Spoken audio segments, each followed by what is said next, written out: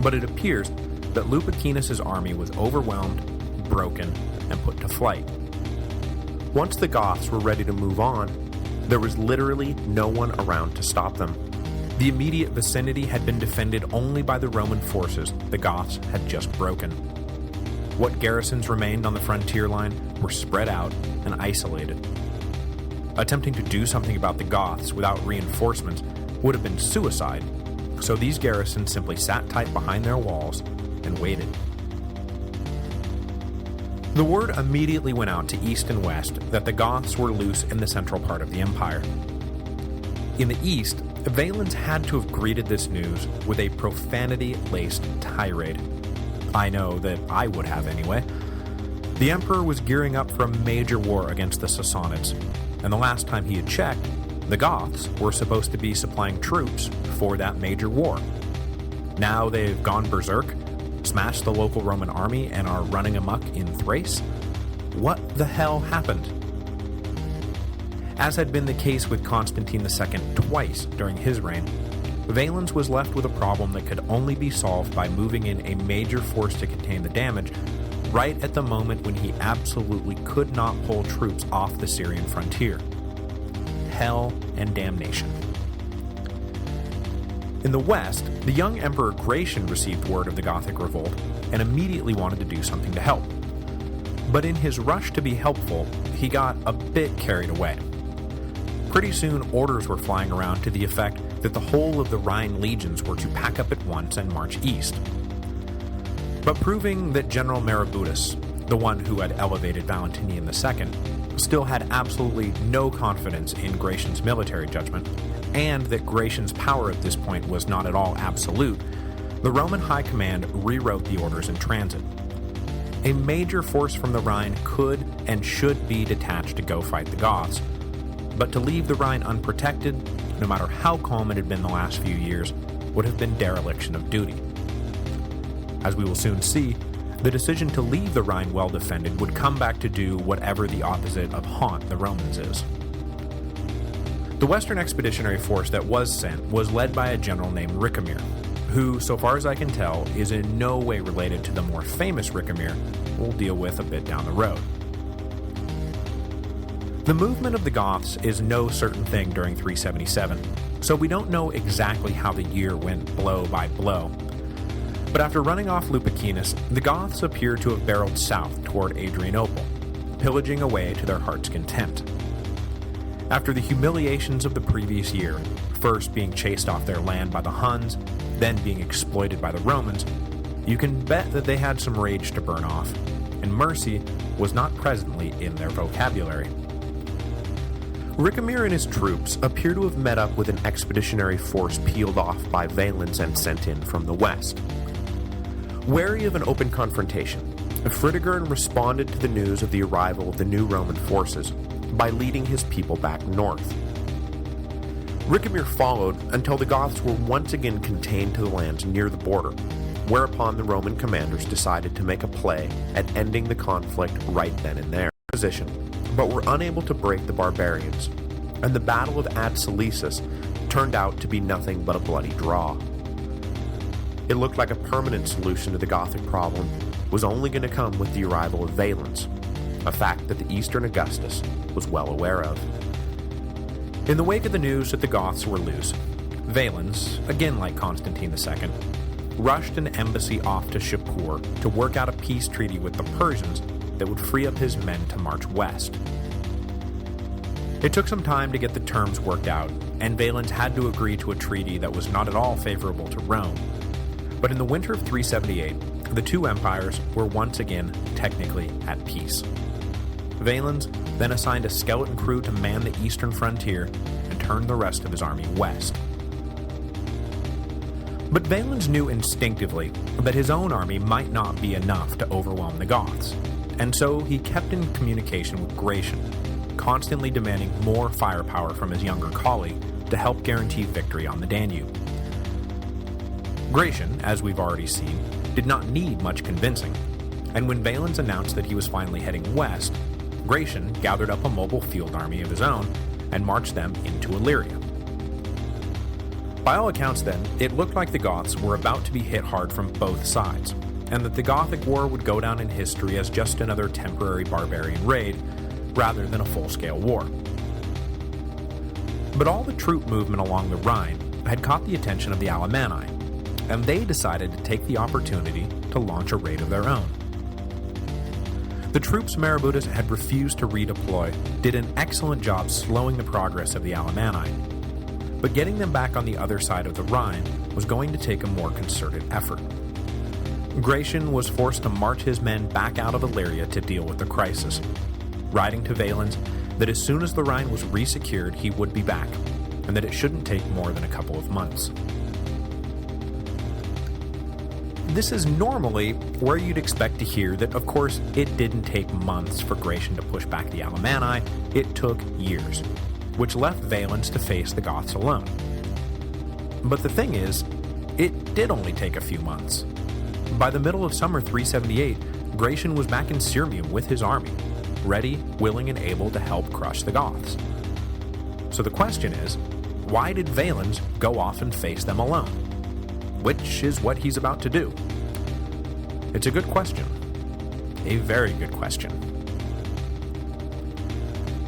The frosty reception the Emperor received from the people of Constantinople when he arrived there in May of 378 probably forms the beginning of the answer to that question.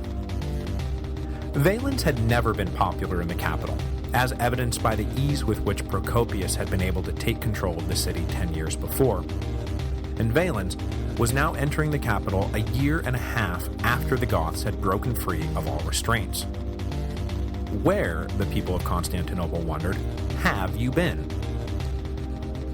Valens was made acutely aware of the fact that the citizens of the city were not at all impressed by his handling of the situation thus far.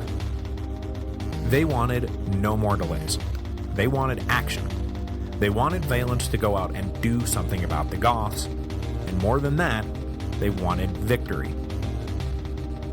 Serious leaders like to pretend that public opinion plays no role when serious men are making these serious decisions of state, but the fact is that it does. Always has, and always will. Compounding Valens' public relations problem was the news from the Western Front that Gratian had just won a decisive victory against the Alemanni. So now people were not just asking why Valens hadn't acted yet, they were asking why they were stuck with Valens at all. If only Gratian were here, this whole mess would be cleaned up by now. By the time Valens left Constantinople a few weeks later, this was all rattling around inside of his head. And at this point, the Emperor looks an awful lot like a man with something to prove. And as we all know, men with something to prove often blunder off recklessly and wind up making a huge mess of things. The other dynamic at work is that Valens was lulled into a false sense of security. In June or July, an advance guard of 2,000 Romans moving west encountered a unit of Goths and defeated them easily in a quick skirmish. News of the victory spurred the notion that the Goths were eminently beatable. They just needed to be hit the right way. Plus, as this was yet another victory that Valens himself was not present for, the skirmish likely also snowballed the Emperor's own sense that he needed to get in on the action to prove that he too was a great military leader. In late July or early August, Roman scouts reported that a force of around 10,000 Goths was moving south toward Adrianople. Though we sadly don't have reliable troop numbers for the Roman army, the assumption is that Valens' force was somewhere between 20 and 30,000 strong, giving the Emperor a 2 or 3 to 1 advantage. Why hesitate with an advantage like that? Valens advanced to Adrianople and occupied the city. At this point, it appears that Ricimer joined the Emperor at Adrianople to advise Valens on his next move.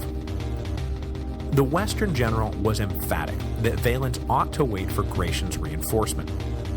They were already in Illyria. The only question was how quickly could they link up with Valens to help deliver the final blow. Half of Valens' staff concurred with this opinion. With the combined power of East and West, victory was practically guaranteed, so why risk defeat? But Valens was more inclined to listen to the hawks on his staff. They reminded the Emperor that he already had a massive numerical advantage, that he was operating out of a heavily fortified position, and that further delay just left time for the Goths to gather more men. Hit them now before they are reinforced, and it'll be a walk in the park.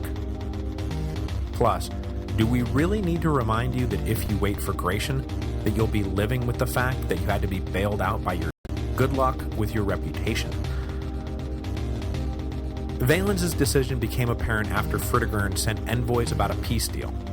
The Emperor dismissed them without even offering terms. So there it was. Valens was suffering from a PR problem, did not want to share the glory of victory with Gratian, and believed that he had a sizable numerical advantage over the approaching Goths. Except there was a huge, large, gigantic flaw in his rationale for forcing battle. It was not 10,000 Goths approaching, it was more like 15 or 20,000. The scouts had reported only on Fritigern's Tervingi infantry, which was indeed 10,000 strong. What they had missed was the Greuthungi cavalry, who were scattered across the countryside foraging for supplies. Add them together, and Valens was planning on marching off to face an enemy that could possibly match him man for man. And even if he did enjoy a slight numerical advantage, that was not going to make up for the totally surprising, come-out-of-nowhere appearance of the Greuthungi cavalry in the middle of the battle. Nothing drops your heart faster than the sudden appearance of unaccounted-for enemy troops. Am I right, fellas?